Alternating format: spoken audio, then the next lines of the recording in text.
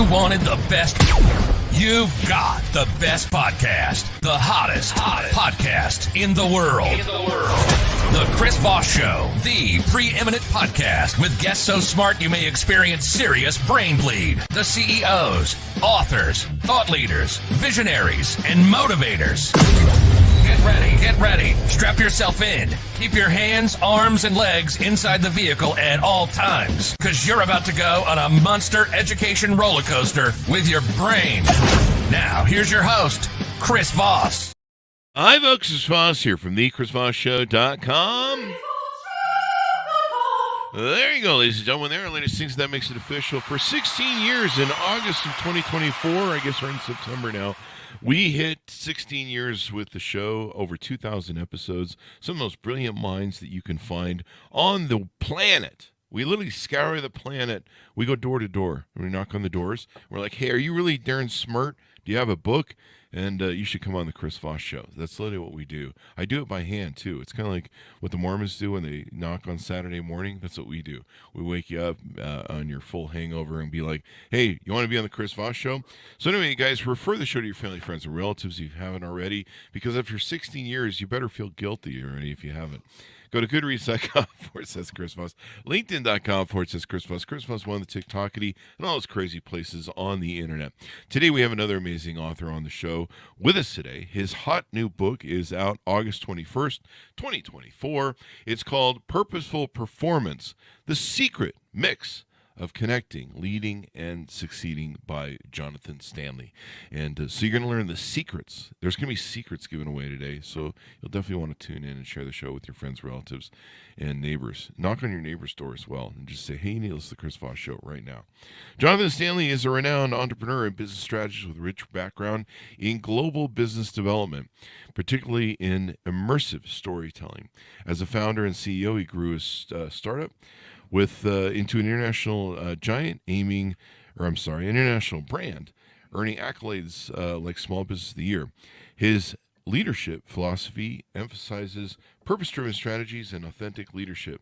He's based in Pennsylvania and continues to influence through consulting, coaching, public speaking, and volunteering, where he shares insights to help small businesses and startups achieve growth and influential results. Welcome to the show, Jonathan. How are you? I'm doing great, Chris. Thank you for having me. Thanks for coming. We really appreciate you. Give us your .coms. Where do you want people to find you on the interwebs? That's www.simplestrategicplans.com. There you go. So give us a 30,000 overview of what's inside the book. Yeah, so the first half of the book is really about creating meaning inside your workplace as well as externally. And the second half of the book is a simple strategic framework that focuses on strategy, planning, and then, of course, execution. You mean I have to strategize and plan and do all that stuff if I want to succeed? Absolutely, Chris, you do. I mean, the problem is most businesses don't have a plan, number one. Of the businesses that do try to tackle strategy, 90% of them fail at execution. Mm-hmm. But there's really a bigger problem at play here, and that's, a variety of small businesses simply can't get culture right. And when you get culture right, great things happen. The American workforce, from my perspective, is broken, and we need to fix it. Most definitely. Culture is so overlooked. I would agree with you. I learned early on that culture was very important, especially at the foundation of when you build a company, setting that culture right, because it really is everything when it comes down to it. I think it was Paul Senge's book, The Learning Organization, I think it was. It was the fifth discipline. It was about learning organization. And boy, that book was really helpful in helping me teach to build culture very early on in a company.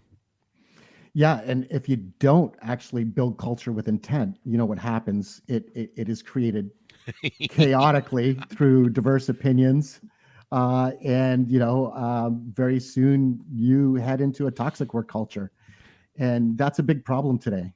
You make a great point. I should make that point more often and stand that out, because the devoid of not making a choice is a choice. So you're gonna end up with culture, whether you like it or not. You best put your 100%. thumb on the Yeah. scale and control and influence what you want. But how you act as a leader, how you signal as a leader, all those different things can make all the difference. One of the things you talk about in the book is the infinite loop of connection and how it simplifies strategic planning into 8 slides. Give us a little tease out on that, if you could, please. Yeah, absolutely. So the infinite loop of connection is really about creating customer value, but there's really 3 things that need to happen to create, a powerful, thriving organization. And we as leaders talk about purpose, right? We've all seen the Simon Sinek talk about having a why is important to leadership, but Mhm. there's missing ingredients to that mix. And number one is absolutely you need to define your why. Why do you exist? What's your core reason for being? And what's the aspirational change you want to make in the world? But the other part to that, Chris, is values. And I see so many companies that, place 4 or 5 values on their walls, right? They hang up posters and they post them on their website, and there they sit forever. They don't use their values as guiding principles within their organization to influence behavior and create a culture of excellence. And that's really what values are all about. So those values need to be aligned with your why. You mean And I can't just do a PR issue of what our values are, and that's just some of the BS I feed, I don't know, the media and the companies and whatever employee wants to believe it? Exactly. I mean, it's happening everywhere, right? We've got a Yeah. number of companies that are posting values that mean absolutely nothing to the people they serve. And if I can interrupt you too, Yeah. the CEOs and the boards and the people that are running the companies at the heads don't don't uh don't adhere to them. And I think people see that and they just go, "You're full of shit." You make a great point, Chris. I mean, you've got to talk the talk and walk the walk. Exactly. If you've got core values, you've got to live those core values. That's the only way you're going to create the environment within the where those behaviors exist, right? As leaders, if there's a disconnect, if you're a company that's focused on sustainability, but you don't recycle in the office, there's a misalignment there of values, right? So how do we correct that? Who are, we've got to ask the question, who are we really if that's happening inside of our office? This misalignment happens and we just turn a blind eye to it. We don't correct the behavior. And Yeah. that's a big problem. Definitely. It's the same thing you have to do with children. You have to correct the behavior. Anyway, I'm just kidding. Yeah. I talk to so many people that are completely disengaged at work. They feel alone, lost, unheard, and unseen. And it's not an employee problem, it's a leadership problem. Exactly. And a lot of people leave companies. When they leave, it's over leadership, poor leadership, toxic leadership, hostile leadership. I mean, pick your poison. But there's a lot of different reasons people will leave.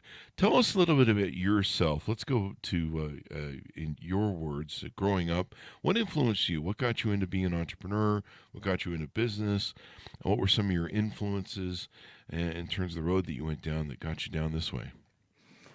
Yeah, so I grew up in an entrepreneurial family. My father was an entrepreneur. My grandfather was an entrepreneur. And growing up, I lived it, right? I was traveling with my father on road trips when he was attending meetings and going on buying trips. I was just exposed to it, and really at first it wasn't a path I wanted to go down. There was always this sort of idea that I would step into the family business, and my father and I talked about it, and I wanted to choose a different path. I felt at the time, being young and naive in my early 20s, that I didn't want to be handed a golden spoon. I wanted to carve my own path, create my own value. And so, I did what a lot of people do who are trying to figure out, what to do with their life. And I put on a backpack and I, flew to Cairo and spent 6 months traveling through the Middle East and North Africa, Wow. trying to figure out what my purpose in life was. There you go. Yeah. So you were doing your journey, trying to find your Yes. purpose. I mean, technically, technically, I mean, you're kind of under the pressure to be put where you know you need to join the family business, but you're like, hey, I still need to find my why. Yeah, exactly. And you know, my father was in the ladies' wear business, and I just couldn't see myself, you know, living that. You know, my father always said he was taking his clothes half off. Was your father running Victoria's Secret? What was going on there? Yeah, he was in ladies' wear, so he had a number of dress shops, retail. Hey man, that's the women, they love buying stuff and good clothes. So, I mean, that's Yeah. I mean, money's money, man. Yeah. Money's money. I mean, I remember we used to own a mall store across from Victoria's Secret shop, and they release like a bra every quarter or something every 6 months. There's some bra of the year that Sure. they do, and they make so much money on that 1 or 2 days of the release of this special bra. And the line would be outside, and we were across the store from them at the mall with one of the things that we owned, and so we would see the traffic and the lines, and just the people coming in there shopping, and you know, I'd just sit there and be jealous, like I wish I had this many people in my shop.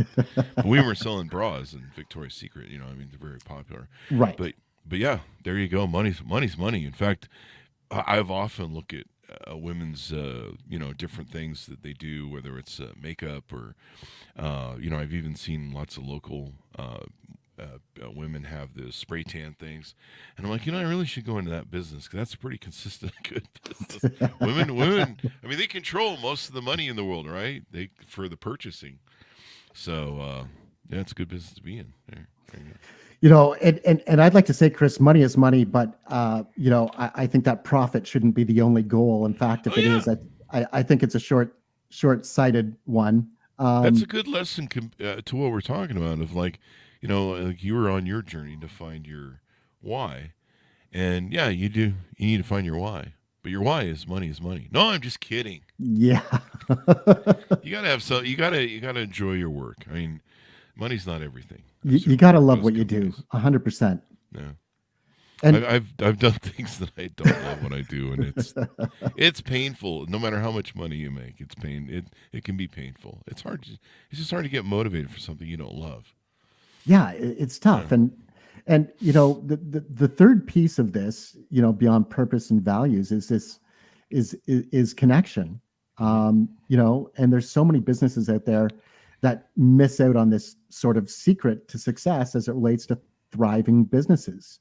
Mm-hmm. And what that secret is really about focusing on the emotions you want to evoke and the people you want to serve. Mm-hmm. So let me give you an example of this.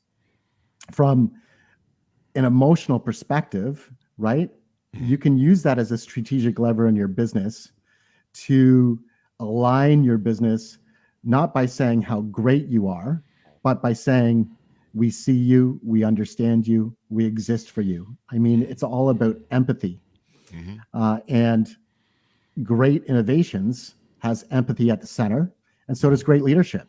Mm-hmm. So using empathy as an opportunity to connect with your core audience is a strategic lever you can pull. Mm-hmm. So it's great for storytelling as well. Absolutely. Mm-hmm. Are you familiar with Paul Zach's work? I'm not. It's not coming off the top of my thing. Give us an update. Yeah, Paul Zach is a neuroeconomist who did a study of the dramatic arc in storytelling. And what's interesting about this study is that he told the story of a little boy named Ben who has brain cancer. And the father's trying to appreciate Ben and be joyful about Ben, but you know, he knows something that Ben doesn't. That Ben is going to die in 6 months. But Ben is really happy. He's beautiful and wonderful. And the father's trying to reconcile, you know, how to create this joy in himself for Ben.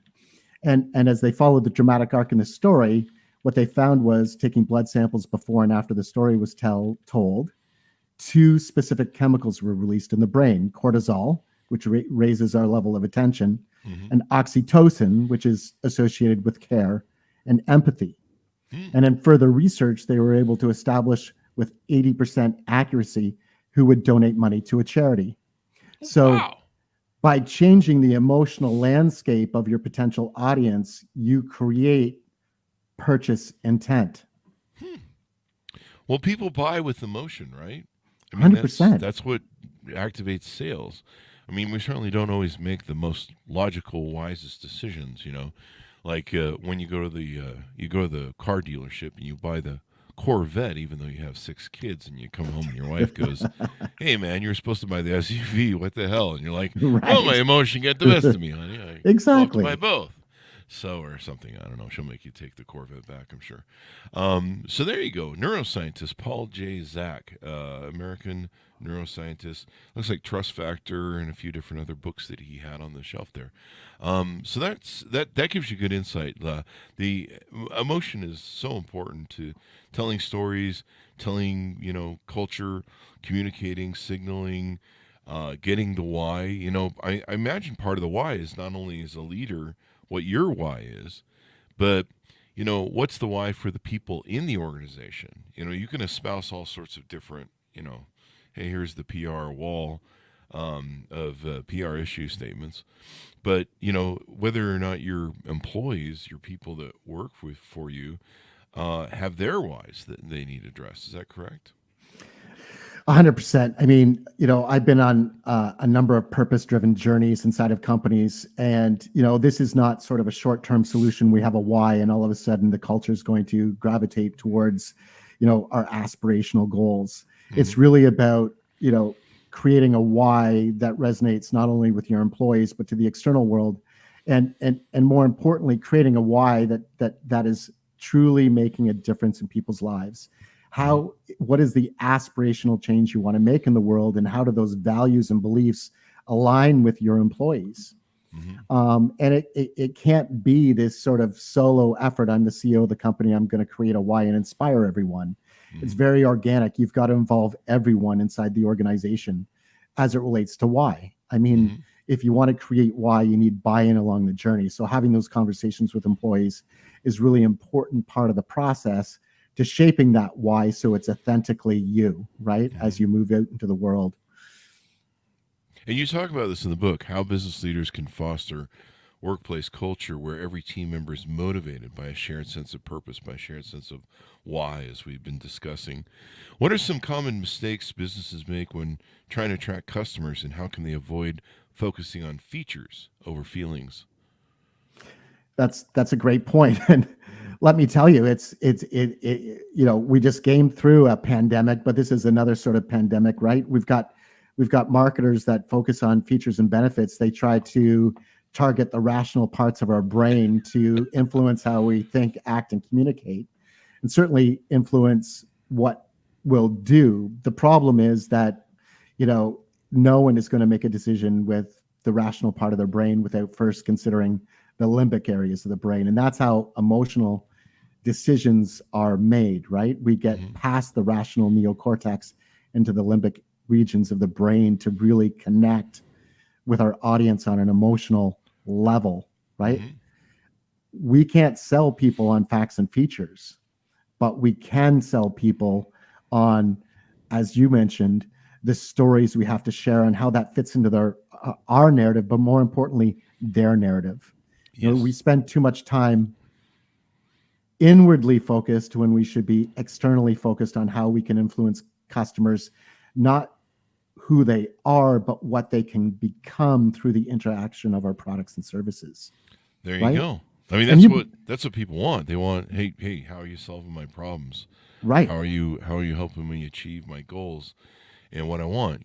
Like you say, I learned that in sales. There's so many salespeople that will read the dead features benefit, sort of thing. And while there's some importance in that people look for, they're going to make an emotional choice as well. And trying to get them. It used to, when I was in the car business, it was kind of interesting because I used to wonder what made people would come to me on the lot when I was a kid. I did a year stint in the car business. And they would come to me and they'd be like, hey, we're going to go look at Ford, Chevy, and we were a Chevy dealership. We're going to look at Ford, Chevy, and Dodge, and, yada, yada, whatever the cars were. And they're like, we're going cruising through all the dealerships. And it would it would strike me that I would find them a car. I'd be a likable salesman. I think that's what they tell me. So whatever. And sometimes I would convince people to, the very start of their journey that day to shop all the cars. I somehow would circumvent that by selling them a car that they fell in love with.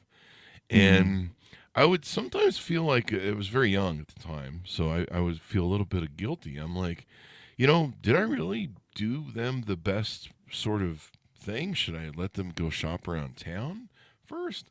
I mean, it seems kind of weird that, here they had this intent of shopping all over, but, somehow I got them to fall in love with the car that they had, and I'm sure affordability and stuff was a factor there, because some people come on the lot and they're, I want this, and, they want all the features and stuff, and you're like, you can't afford that. Exactly.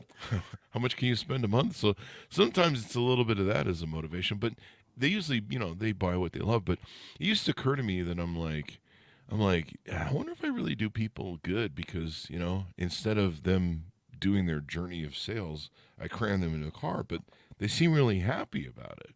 And I think what you just described that we've been talking about kind of explains that feature where people, if they fall in love with it, they fall in love with it. It's kind of like, I don't know, you're like, hey, I'm going to go date a bunch of people and figure out the right person for me. And first person you meet, you just fall in love with. And I don't know, maybe 10 years in divorce court, you're sitting there going, maybe I should have shopped around more.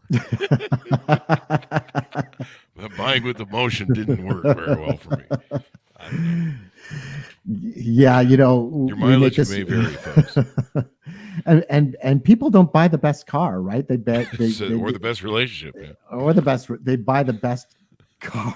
They buy the best car for them, or the best relationship for them. Yeah. It's not about the best car, right? It's about the best car for them, and where that fits into their worldview, and their collections of experiences, thoughts, actions throughout life, all shape and mold their worldview, and they identify with that car they just purchased, with where they feel they belong. Mm-hmm. There you go. And some people, they deserve bad relationships. No, I'm just kidding. Wow. I love all my exes. We've all had a bad relationship. We've all made bad choices of emotion. I mean, haven't we? We've all made those bad emotional purchases. We've done that. I mean, that's what Amazon is for, right? The card in Amazon. That's right. Yeah. So for some emotional bad purchases.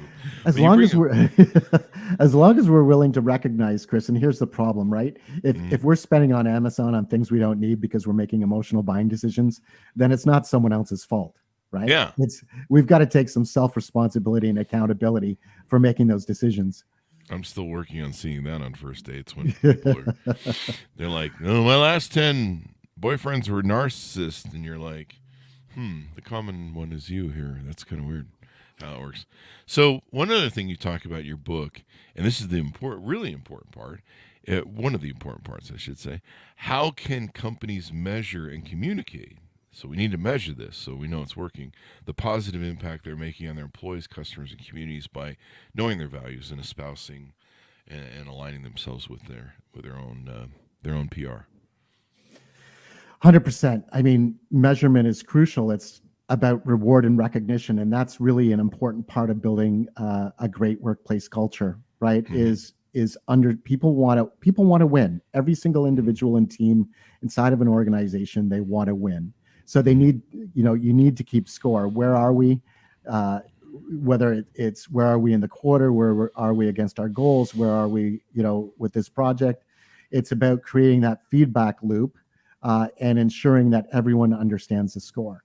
And you need to know if you're winning or losing. And when you're losing, you've got to talk about why you're losing and try to gain some insights and learning from that so you can grow and adapt along the way. It's okay to fail. Absolutely. I failed 1,000 times in my career. I've made a million poor decisions. But how can we take those decisions, those bad choices, or the failures in our life and really look at what happened? And how can we learn and adapt, not just from a leadership perspective, but from an individual and team perspective. Yeah, because if you don't learn from your mistakes, you're just going to keep making the same ones. Or if you're trying to measure something and you're not making progress, you've got to get to the heart of why you're not making progress, right? And there's really two sides of this. There's the, internal metrics as it relates to KPIs, but there's also what I consider to be the social impact piece, which I believe, businesses that are doing good in the world and have a true aspirational purpose of making a meaningful difference in people's lives need to measure social impact. If you're volunteering in your community, how many hours are you volunteering? You can't, as measure and manage. Sorry, you can't manage what you don't measure, right? So you've got to have a clear understanding of the impact you're making, and you've got to share that with the world. There you go. I mean, it's so important to get that out there.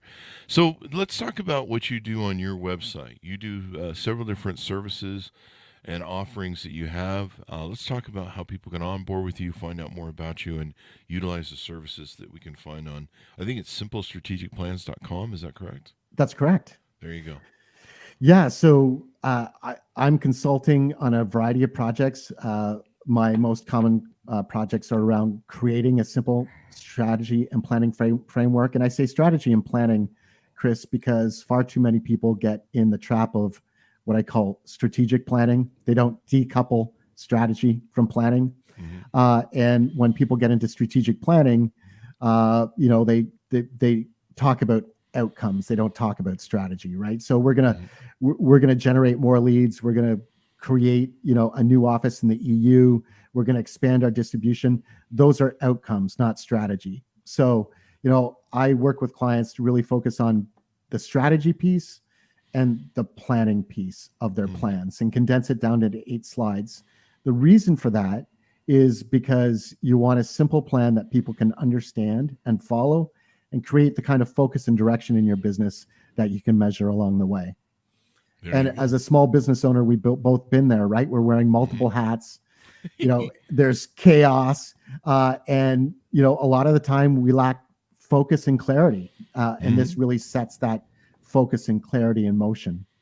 There you go. So important to, what's the old adage? If you don't know where you're going, you're not going to get there. Or if you don't plan, you plan. If you fail to plan, you plan to fail. I think that's the axiom I'm searching for. That's right. So there you go. That makes all the difference. So people can go on your website. You've got services of workshops that you run, one-on-one coaching, speaking in tongues engagements. No, I'm just kidding. It's just speaking engagements. I'm just being funny there. Although I don't know, that could be an added service. Speaking in tongues. That's usually what I do. I don't know if you get any audience applause, but it would be a really interesting talk. They mostly just look at you askew with their head askew, and they're like security. But usually that's on vodka night. Speaking in tongues engagements. I don't know what that means. Exactly. I don't know. We don't do vodka anymore. No more vodka. Yeah, 55. My body's like, we're not doing this with you anymore. You're going to make it really painful. So, how can people onboard with you and reach out? Do they can they book a call? How does it work? Yeah, so they can book a call, and of course they can certainly reach out using my contact form and have a discovery call in terms of their pain points and how I can help. It's really about helping people accelerate growth. But I want to emphasize the point that it's accelerating growth in the right ways. I had a recent call with someone who said, I just want to make more money. And I said, well,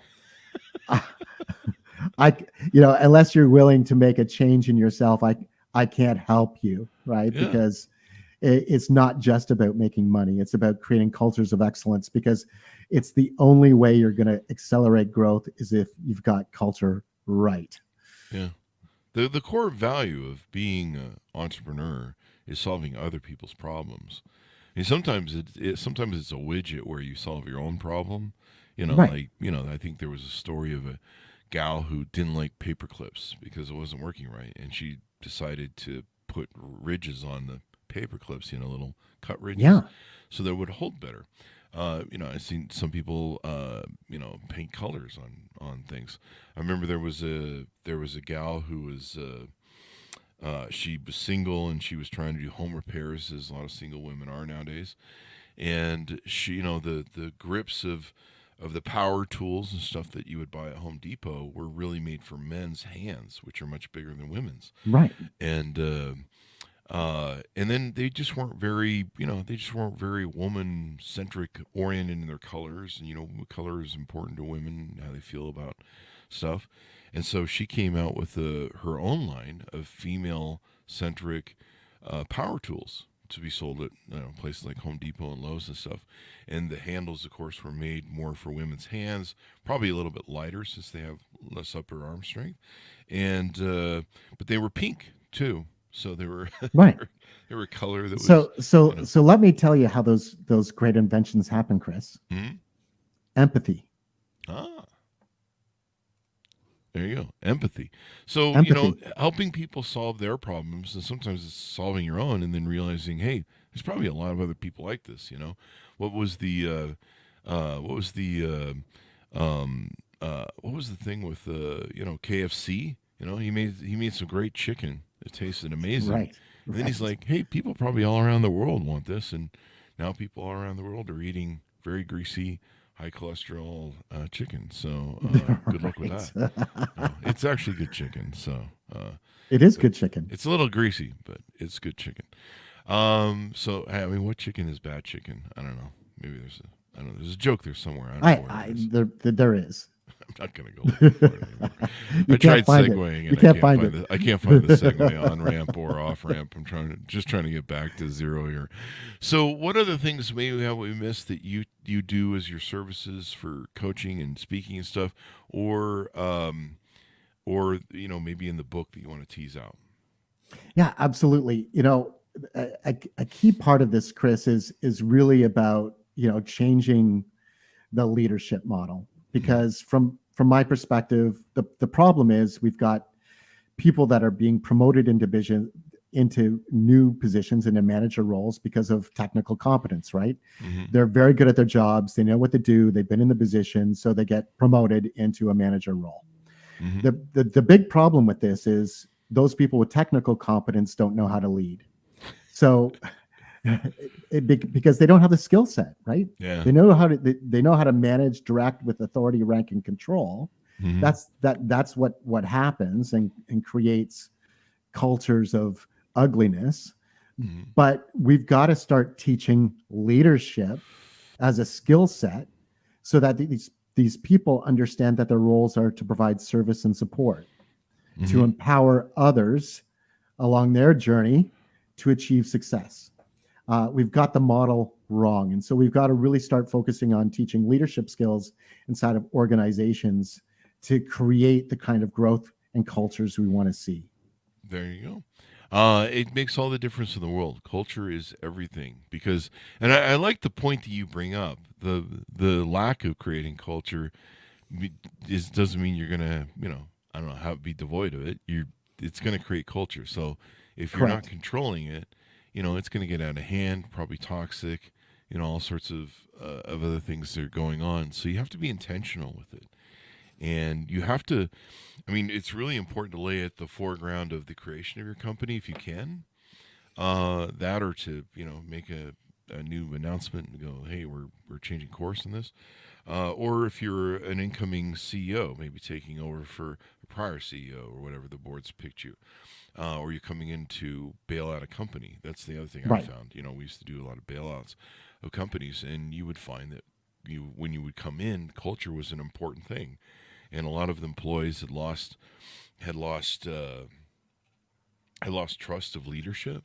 They found they weren't walking their talk and talking their walk, and so they weren't trusting them. And so sometimes you have to come in and do a major reset as a new leader and go, hey, new leadership is here.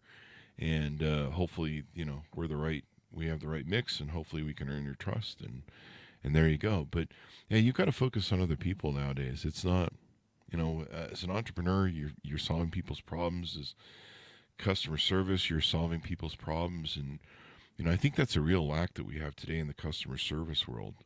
Like some of the it's a huge problem. Some of the big issues that I've found in the customer service void it's out there now in the marketplace is companies just talking about what they care about. we hold I hold several big singles events, and we go to different restaurants and places, bars and stuff, and we'll bring 100 people. And we've actually had some people be like, "This is too much. We can't. We don't want this. This is too much work you're creating for us here." Wow. And we're like, "What's the difference between bringing 100 people that are very specific to our group to just 100 people showing up at your restaurant in a day?" Well, that's very different because they come at different times. They're spread out, and whatever. Dealing with you guys is a lot of work because you guys come all at once, and you're just And you're drinking a lot. and you're like, we're paying you all this money. And we had one bar that didn't want us to come anymore after 5 visits because we brought hundreds of people there, and they were usually empty too. And so the employees are just like, we don't want to have to do this work, and probably some bad values. And we always found our discussions with some of these companies. There's been just 2 of them, but we always found that the problem is the what's the old the fish rot from the head. So it's usually the Right. owners that are being annoyed. They're just like, you create too much work and chaos for a company, and you're like, isn't that the point? I mean, if you're sitting with if you're sitting with an empty restaurant or an empty place, you've got empty utilization that you're paying for the building and everything, and the employees to be standing around. I mean, you might as well utilize them and make some money, but people just don't get the math, I guess. And how about gratitude, right? Be grateful. I mean, yeah. If anybody calls if you're up, bringing 100 people into my business to have drinks and food, there's going to be a large expression of gratitude. yeah, and it's pretty funny. Some of the customer service that I have out there, it seems like a lot of customer service. Like you call these companies, like maybe the KO company we can pick on, and they're like, "Hey, we really appreciate your business. By the way, enjoy this hour-and-a-half wait." Right. Yeah. To talk to If you're us. lucky. But we really appreciate you. We're going to tell you that 50,000 times over this next hour and a half. I mean, imagine if you actually took genuine care with every customer interaction, right? Mm-hmm. And that's what it's really all about. From, as you said, and you painted the perfect illustration, right? Now you're having an adverse effect from an emotional perspective. Mm-hmm. You're frustrated, perhaps angry. Mm-hmm. Your disassociation with the brand.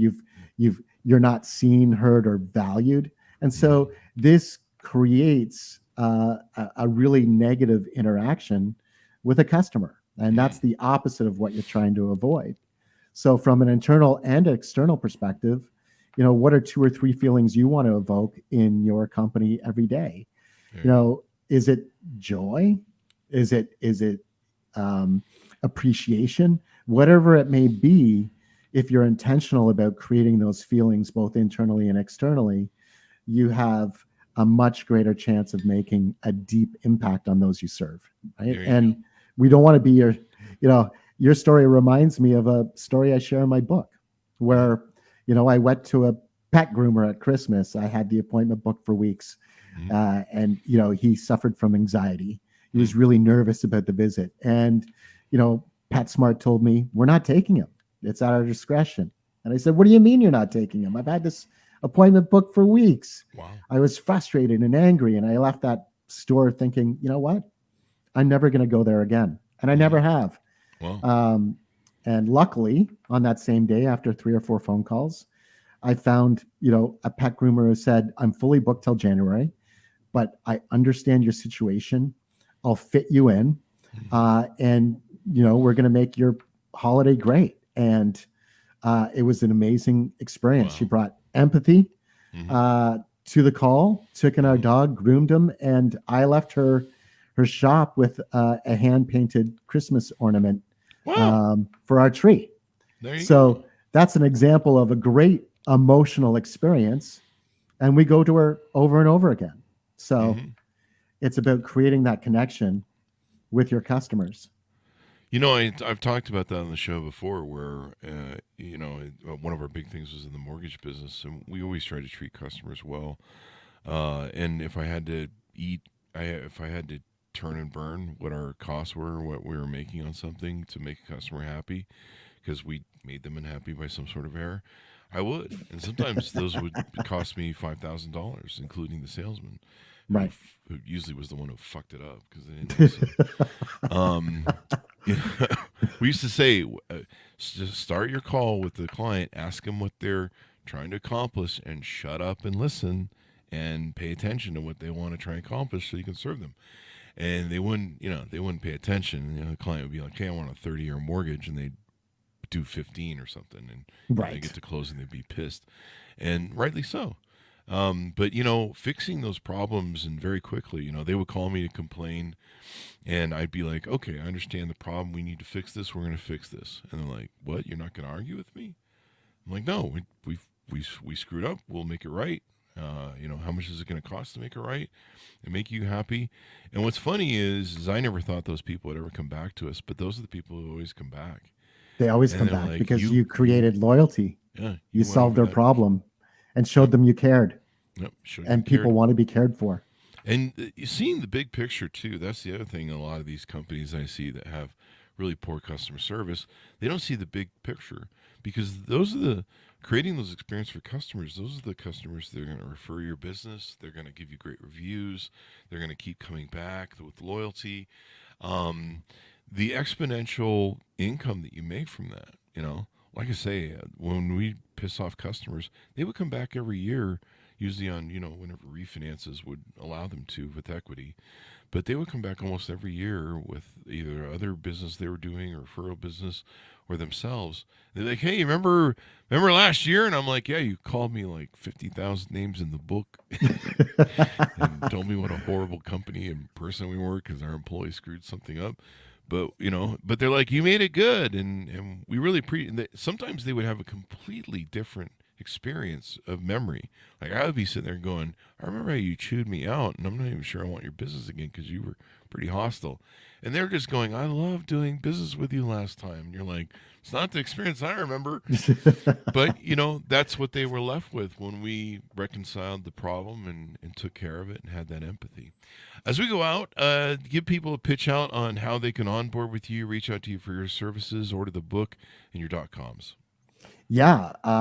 The book is Purposeful Performance. It's available at every major retailer, and you can reach me through my website, through the contact form, book a call, and love to talk about your business and how we can help it grow. There you go. Thank you very much for coming on the show, Jonathan. It's been a great discussion. Yeah, I've really enjoyed it, Chris. Thank you very much. There you go. And thanks, Jonas, for tuning in. Order up the book wherever fine books are sold. Purposeful Performance, the secret mix of connecting, leading, and succeeding. Out August 21st, 2024 by Jonathan Stanley. Go to goodreads.com/Chris Voss, LinkedIn.com/Chris Voss, and all those crazy places on the internet. Thanks for tuning in. Be good to each other. Stay safe. We'll see you next